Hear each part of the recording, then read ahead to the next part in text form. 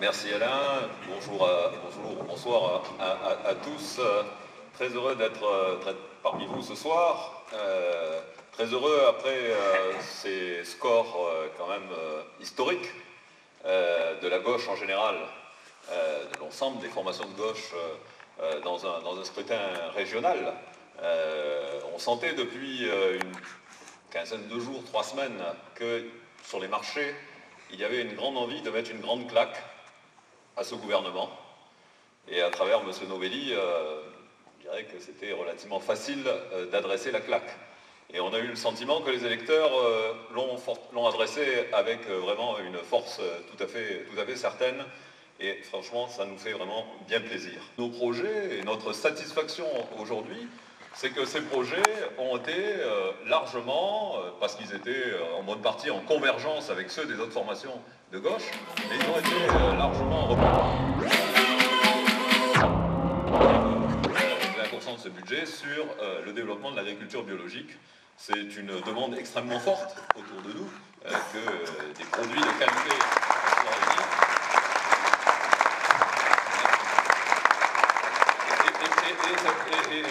Et encore une fois, avec des gens comme Michel, on peut penser qu'on avancera sérieusement d'une autre forme d'agriculture que celle qui domine aujourd'hui.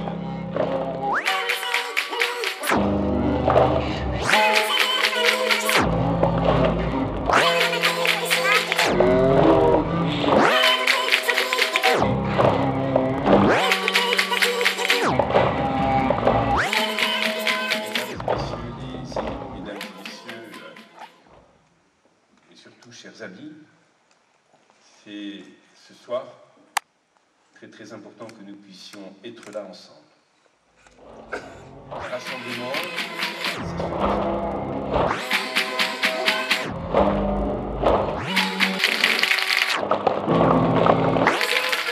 Alors, comment nous allons à l'échelle de la région relever les défis? Eh bien sur 3 points essentiels, sur 3 piliers essentiels. Nous nous sommes mis d'accord sur un programme de 15 actions qui vont structurer, organiser notre action pour les 4 et 6 années prochaines. Nous sommes aujourd'hui avec un projet commun, une liste commune et surtout une ambition politique commune. On doit être attentif à ce qu'ils expriment ou à ce qu'ils éprouvent de plus fort dans leur vie quotidienne. Et aujourd'hui, quand on fait cet exercice-là, on entend quoi?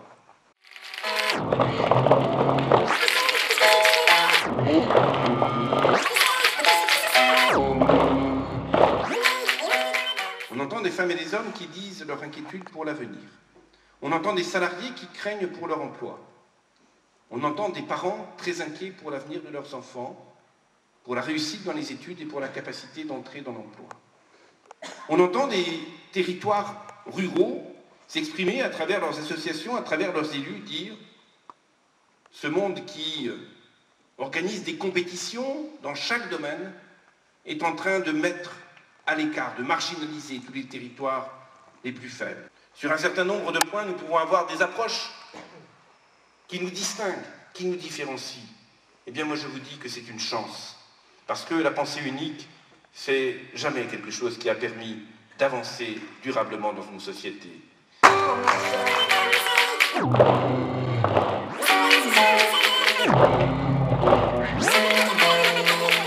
Que nous avons élaboré ensemble, mais plutôt dire d'abord tout le plaisir et la joie que j'ai d'être ici, de répondre très fortement à la politique du gouvernement qui fait tant de dégâts actuellement. Au niveau de nos formations, nous nous mobilisions pour montrer qu'on peut faire de la politique autrement. C'est vrai aussi pour les abstentionnistes.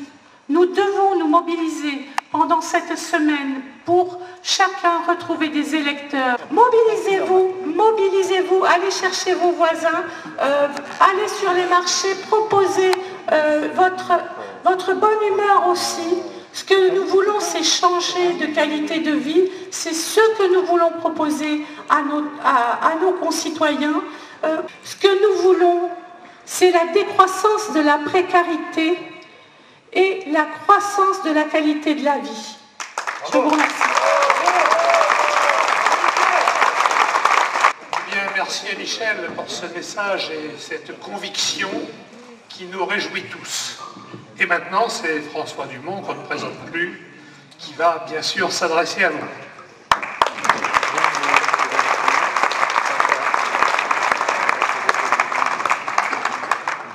Mesdames, Messieurs, chers amis, chers camarades, tout d'abord, je voudrais saluer mon ami Jean-Claude Sandrier, député de cette circonscription, parce que je sais que dès dimanche soir, il était sur le terrain engagé dans cette campagne et qu'il le sera tout au long de cette semaine.